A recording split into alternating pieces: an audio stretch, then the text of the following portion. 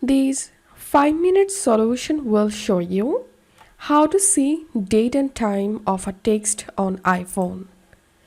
So if you received a bunch of messages from a specific conversation and now you want to see the time and date of the text, follow these easy steps. Tap on the message thread you are curious about.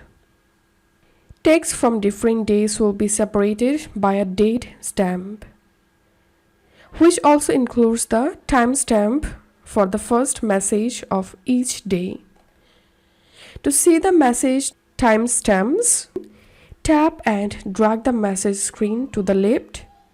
Now you will see the time each text in the thread was received. When you let go, the iPhone message timestamps will be hidden again. So this is how we can see date and time of a text on iPhone. If you find this video helpful, don't forget to subscribe. 5-minute solution. See you in the next video.